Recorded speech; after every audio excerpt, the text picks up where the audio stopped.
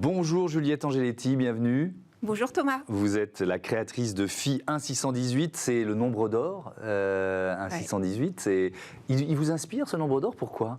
Il inspire toute la création, toutes mes créations. Ce que j'aime particulièrement chez lui, c'est qu'il est présent dans la nature depuis toujours et qu'il le sera toujours.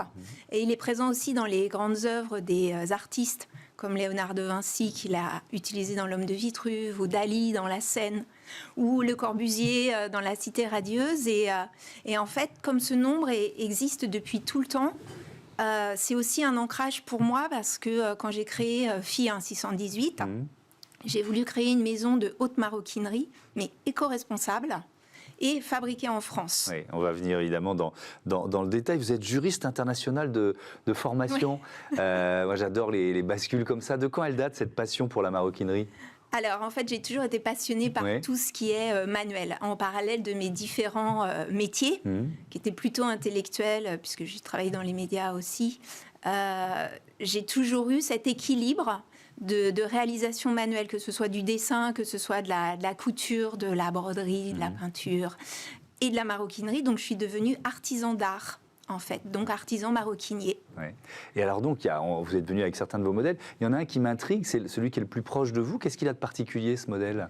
Alors celui-là, c'est un modèle que j'ai développé avec 2 maîtres artisans, que sont Junior Frise-Jacquet, qui est un maître origamiste, et Karen Grégorian, qui est un maître plisseur. Pourquoi ? Parce que c'est un sac, si on le voit, voilà, qui est toujours sur la base du nombre d'or, c'est une seule pièce. Quand on divise le côté par longueur par largeur, c'est 1,618. Et c'est un sac à mémoire de forme. Je vous fais l'exercice. Tac. Ok. Donc maintenant, vous ne le voyez plus puisqu'il est plié. Oui. Mais c'est un sac qui est pliable. Donc c'est un sac qui jusqu'alors n'existait pas. Et je me posais la question. En fait, le maître plisseur réalise toujours des moules en carton à la main. Et tous les 5 sacs, il faut refaire un double moule. Donc industriellement, c'est impossible.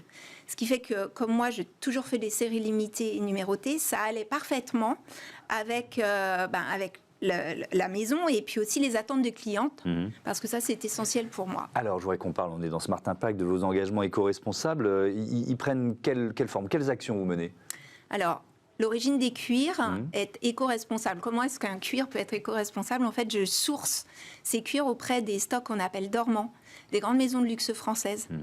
Donc, ce sont des stocks qui auparavant étaient détruits par crainte de la copie et qui sont maintenant rendus accessibles à des personnes de confiance, en fait.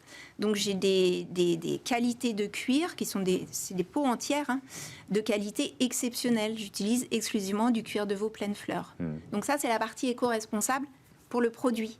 La fabrication française, forcément, est aussi éco-responsable puisque l'empreinte carbone des produits que je crée est limitée. Je crée à la fois en Touraine et à Cholet, à 200 km de Paris, en fait. Ça veut dire que ces talents, ils existent toujours en France parce qu'on a une industrie du luxe qui est florissante, Oui, ils existent et un des objectifs de Phi 1618, c'est de faire rayonner ce savoir-faire.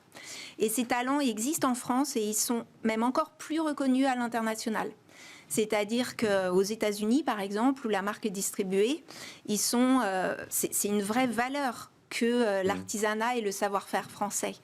C'est quoi votre réseau de distribution ? On les trouve où, vos sacs ? Alors, j'ai un double réseau de distribution qui est physique et digital. J'ai ouvert récemment une boutique à Paris, rue du Bac. Et puis, donc, j'ai des revendeurs aussi en France, physique, aux États-Unis, au Japon, en Italie. Donc, j'augmente, je cherche à développer ce réseau-là. Et puis en digital, de la même façon, je suis présente sur notre site, mais également sur des plateformes, par exemple en Asie, en Chine. Voilà. Et avec, à venir, une collaboration avec une maison de haute couture, c'est quoi l'idée ? Alors, ce dont je me rends compte, c'est que parmi mes clientes, j'ai une cliente qui est française ou internationale, mais une connaisseuse vraiment, qui connaît à la fois les codes de la mode, qui est capable de les twister, mais aussi les qualités de la maroquinerie. Et j'ai une cliente qui se dessine avec justement ce sac, qui est une collectionneuse, qui apprécie les pièces rares, qui ne sont pas vus et qui ne seront distribués qu'à très très peu d'exemplaires. Donc cette collaboration haute couture qui est encore confidentielle mais qui doit voir le jour dans le premier semestre est vraiment très importante. Merci beaucoup Juliette Angeletti. Bon vent à FI 1618, le nombre d'or. Voilà, c'est la fin de cette émission.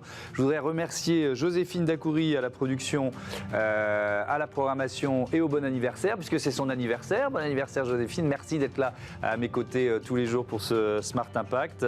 Je vais remercier aussi Eden Walson qui était à ses côtés, Elisa Bernardo à la réalisation, Héloïse Merlin au son, équipe 100% Girl Power aujourd'hui, ça fait du bien. Salut.